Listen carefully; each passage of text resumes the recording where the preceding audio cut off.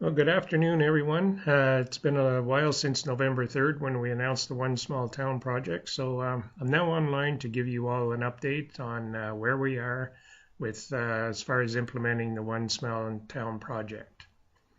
I'm hoping to do this on a regular basis from this point forward, either weekly or bi-weekly, no more than bi-weekly, because I think you all deserve to be kept up to date on what's going on here in North Frontenac. So since the official implementation of the One Small Town back on November 3rd of this year, since then there's been a lot of background work being done by the Contribution and Thrive group through the under the direction of the Ubuntu Canada group.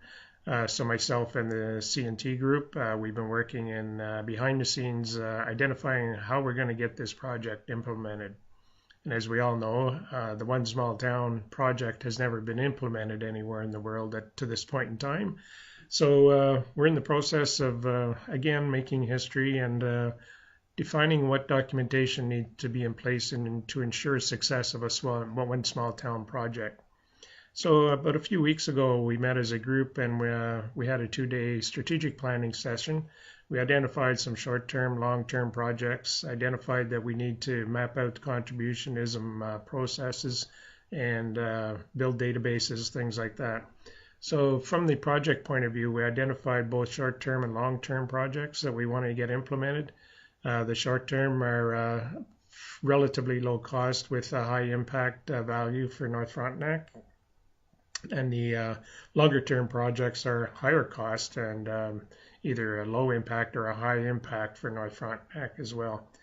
So we used that analogy to come up with projects that we wanted to get implemented, that we felt we could get implemented this year to ensure that the One Small Town project get off the ground with a lot of opportunities for success.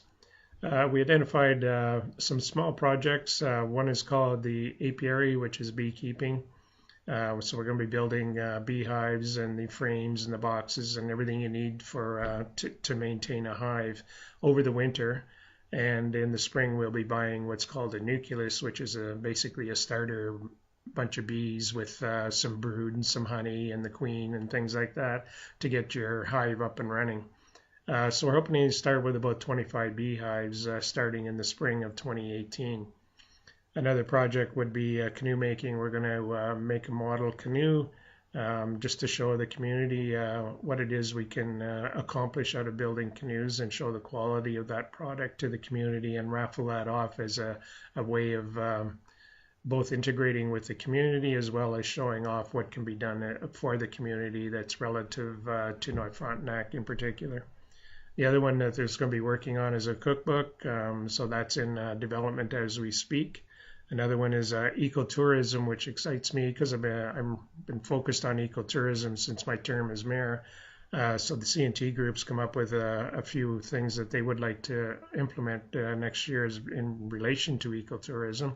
And that would be walking and biking trails, guided tours, survivor skills, backcountry wilderness, guided camping, things like that. And the other one is precious plastics, which experimentation is going on as we speak to reuse. Right now they're looking at soft plastics, making it into tarps for things like teepees, things like that. But longer term is to look at the hard plastics. So we have a lot of hard plastic going into our landfill that we get trucked out and have to pay to get trucked out as a township.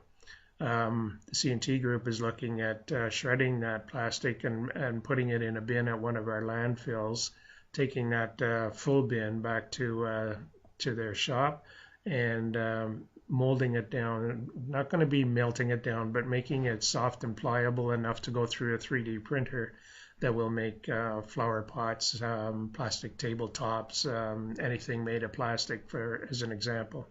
So that'd be a huge opportunity for the One Small Town project, and it's also a very significant one for reducing costs for the township. So that's definitely a win-win situation.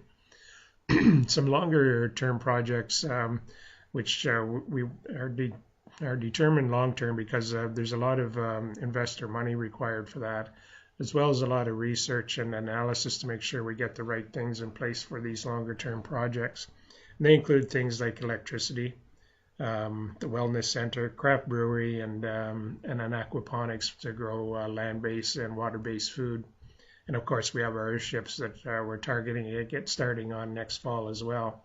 So all that requires a lot of diligence in doing our research and analysis and finding the right solutions that will fit what we need for here in North Frontenac.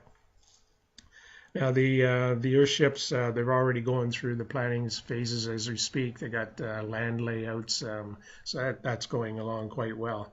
The rest is going to require that we make sure our contributionism process model is working well on our smaller projects. Once we have confirmed that it's working well on that, we'll be able to take those into longer term, higher profile projects when we get going on those next year.